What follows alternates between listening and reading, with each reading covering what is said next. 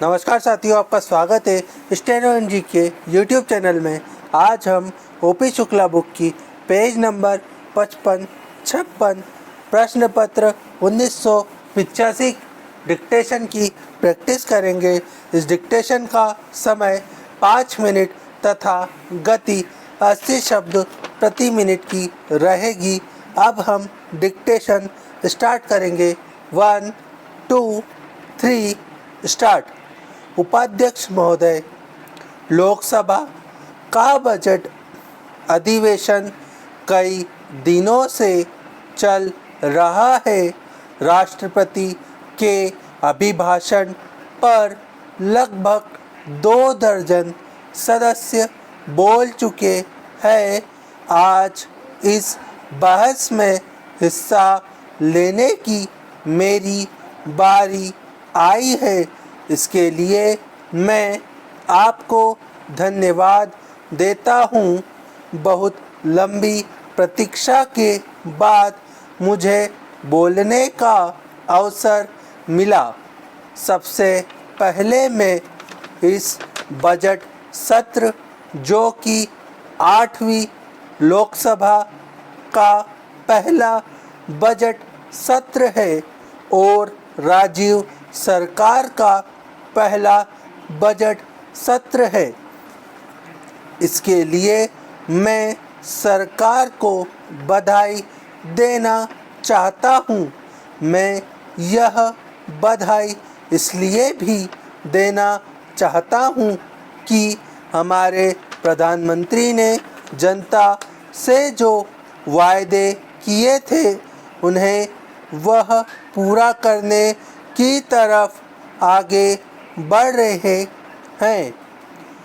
देश की जनता को दिए गए वायदे अगर सरकार पूरा कर देती है तो इससे सरकार की बहुत प्रतिष्ठा बढ़ जाती है। महोदय, इस संबंध में मैं सबसे पहले भ्रष्टाचार को लेता हूँ।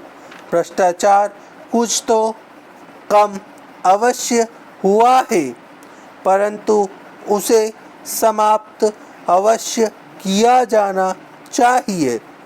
आज भ्रष्टाचार भारत के कोने कोने में फैल चुका है। यह रोग कैंसर के रोग की तरह से है।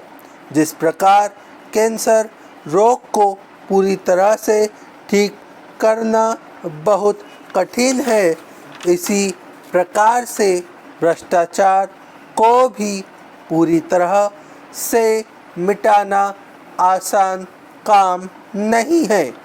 हमारे प्रधानमंत्री ने इस कैंसर रूपी भ्रष्टाचार को समाप्त करने का जी तोड़ प्रयत्न किया है।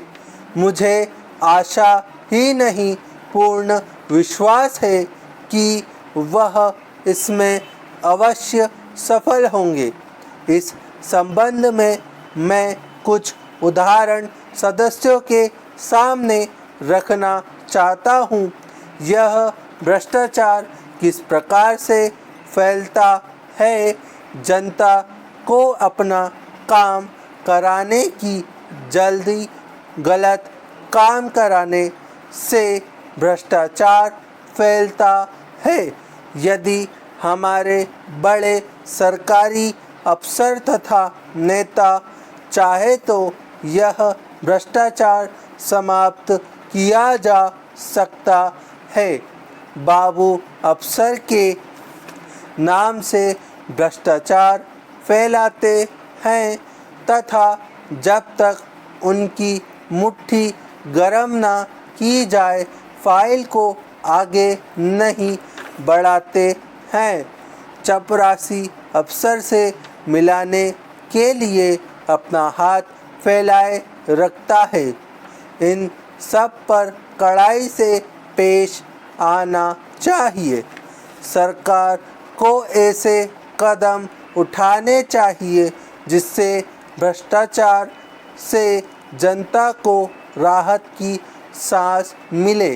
जनता के काम निपटाने में कोई ऐसी नीति अपनाई जानी चाहिए जिससे इनमें भ्रष्टाचार की गुंजाइश ही ना हो। सरकार को इस काम में जनता की पूरी सहायता करनी चाहिए। सभी कार्यालयों में जनता के लिए संपर्क कक्ष बनाए जाने चाहिए। तो उम्मीद है ये वीडियो आपको पसंद आई होगी। अगर पसंद आती है तो इसे लाइक करिए, चैनल पे नए हैं तो उसे सब्सक्राइब करिए। आज के लिए इतना ही। जय हिंद, जय भारत।